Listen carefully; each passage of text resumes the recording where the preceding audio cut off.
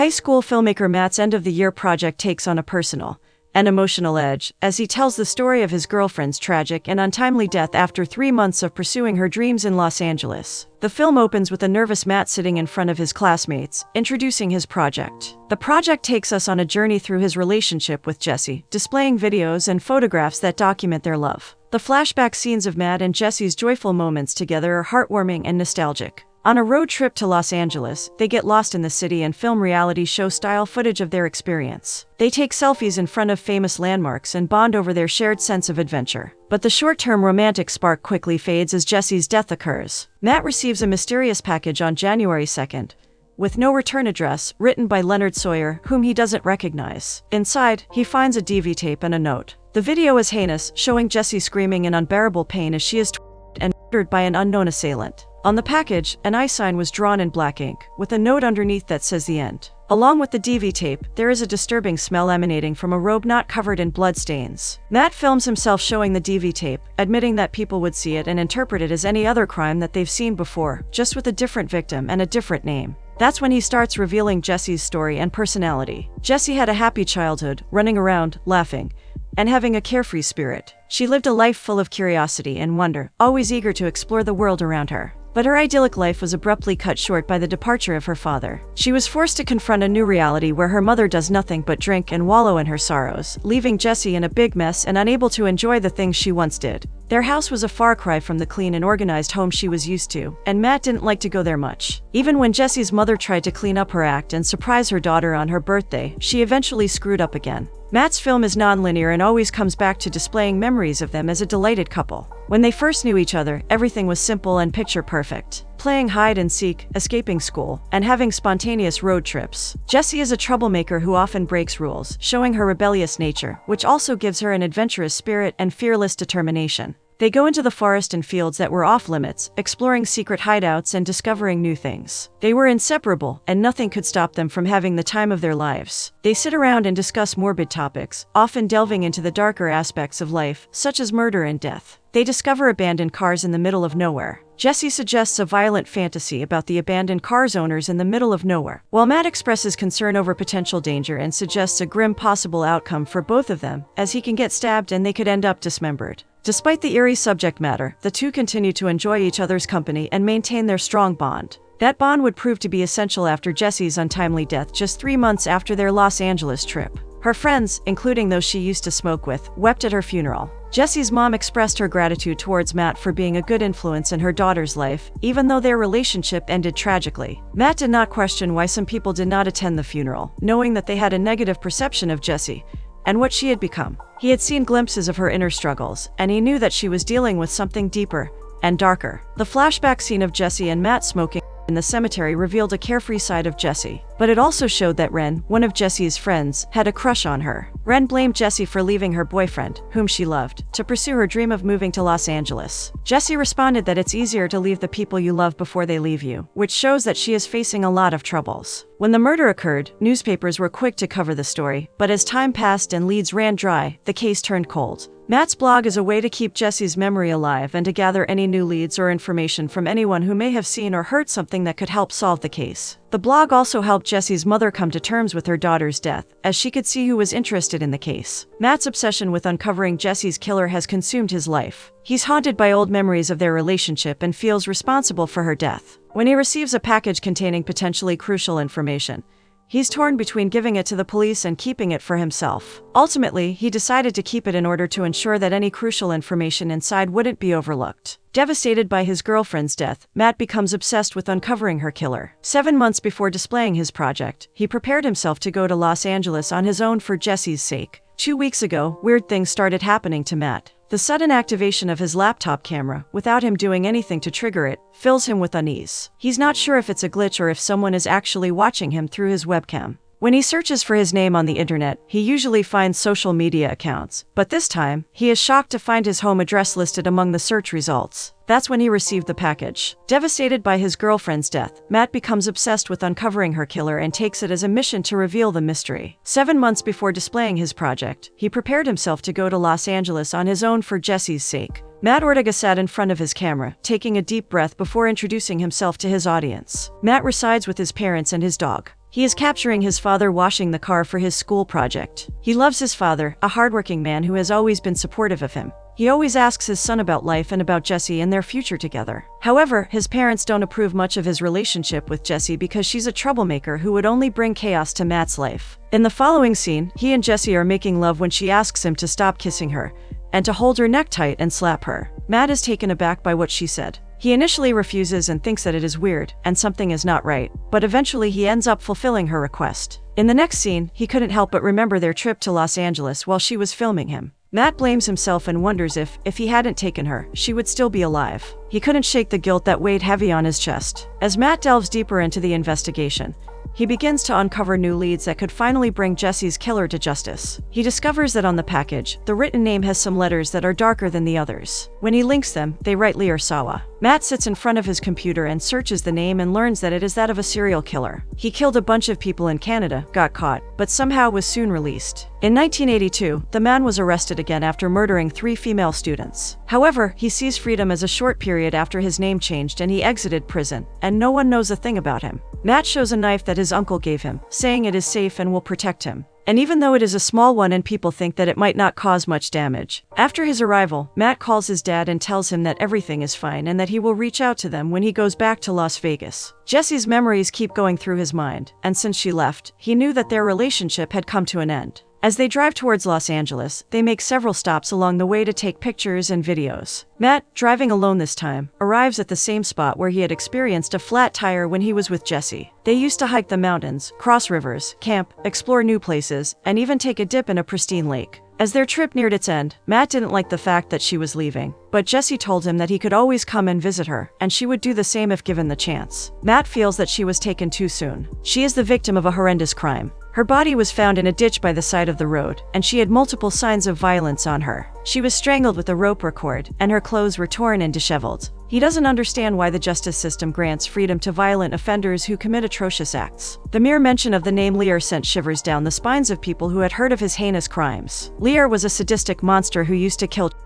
Despite the overwhelming evidence against him, Lear had managed to secure his freedom, and shortly after, he had gone on rampage, brutally murdering a whole family with torture and assault. The other refers to a separate instance of his crimes, where he killed and cannibalized his friend in France. He got away with it and is now profiting from his criminal past by selling artwork on his personal website. Another criminal has evaded justice and is living a life of leisure despite the fact that he killed a girl. On their way to Los Angeles, they stopped for a couple of days in Las Vegas. They visited the famous strip and casinos and enjoyed the entertainment and nightlife before continuing their journey. As they hit the road again, they knew that they had started their trip on a high note. Jessie was the type of person who got jealous easily. She was pissed off with Matt when he once had a conversation with another woman about the hotel they were staying in. This made her accuse him of flirting. Matt was taken aback by Jessie's reaction and tried to explain that it was just a friendly conversation. But both of them end up having an argument that night. The following day, they arrive at their destination, marking the start of a new chapter for Jessie's modeling dreams, which were finally coming to fruition after she was accepted by Talent Agency, the modeling agency she sent her photos to. They walk in and find themselves surrounded by glamorously dressed models, triggering a mix of excitement and nervousness in Jessie. A woman welcomes them and leads Jessie to Christiane, who is going to be her mentor throughout her journey with the agency. Christiane likes Jessie's look, as she looks more beautiful than in the pictures, and asks her and Matt to follow her to the room where she will reside. That night, a party is thrown by the pool, complete with flashing lights and pulsating music, as Jessie and Matt mingle with industry professionals and fellow models. As the night progresses, they drink and dance, and Christiane introduces them to Morris, her partner, who runs the agency with her. Later, Jessie, who is lounging by the pool, is approached by a photographer. He complimented her beauty, and he believes she could enhance his photography work. Jessie feels flattered. On the other side, Matt and Christiane flirt with each other, exchanging playful banter, as Christiane feels the connection between them since the beginning. Later, a man in black comes to Jessie, and they both engage in a long conversation about imagination and the power of dreams as Matt sees her getting lost in speech. And at the end of the night, Jessie and Matt take photographs with their new friends. The next day is the day that Matt is going back to Colorado. They spend their last moments in a restaurant. Jessie feels a pang of sadness and starts crying. She promises him that she will never forget him or the beautiful memories they shared. They finish their meal, pay the bill, and leave the restaurant. After Matt left her, they decided to take a break from their relationship. And that is exactly what happened. Jessie starts her modeling journey by having photo shoots with her colleagues, posing for magazines, having makeup artists, and eventually gaining recognition in the industry. During a photo shoot, Jessie is asked about her relationship status and her boyfriend's thoughts on her modeling career, which leaves her uncertain about his true feelings towards her profession. While Matt appreciates Jessie's pictures and her undeniable beauty, he feels uneasy about the individuals she associates with, viewing them as disingenuous. He doesn't like any of them. He saw through their veneer of glamorous lifestyles and recognized their insincerity. He never understood why Jessie kept them in her circle, but he respected her choices nonetheless. After her death, Matt calls Christine and asks her if she knows anything or has any evidence that may help solve the case. She tells him that his messages were never received by Jessie, as she was engaged in harder stuff. She tells him that in order to achieve success and gain acknowledgement,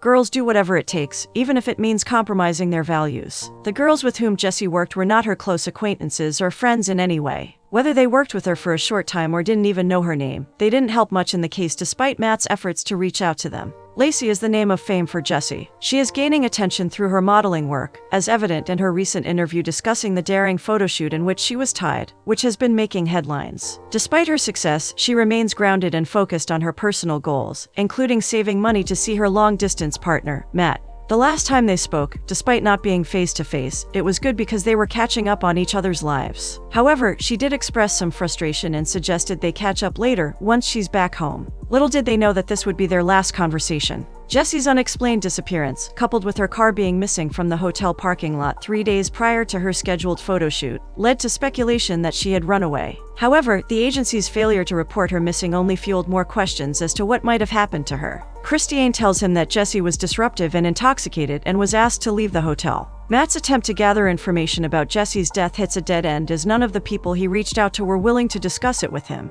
He exhausts every possible lead to uncover the truth about her death, determined to bring justice to her memory. Despite the lack of cooperation, Matt remains persistent in his quest for answers and refuses to let Jessie's case go unsolved. Matt watches the DV tape over and over again, determined to uncover any clues that could help him. Matt carefully extracts a frame from the tape and scrutinizes it, searching for any possible visual evidence that could help him identify the culprit responsible for Jessie's tragic fate. One day, he received a call from Jessie's mother. She was crying on the other end of the line, telling him how much she loved her daughter despite her flaws and neglectful behavior towards her, and she wished she knew that. Matt reassures her that her love and concern for Jessie are not unnoticed, and that Jessie always used to talk about her. Jessie's mother asks for updates on the case, hoping that they were closer to finding out what had happened to her daughter. Sadly, Matt was obliged to tell her that there was still no new information. The disappointment in her voice was palpable as she hung up the phone. At the crime scene, shock and horror filled the air as witnesses recounted the brutal scene of Jessie's lifeless body,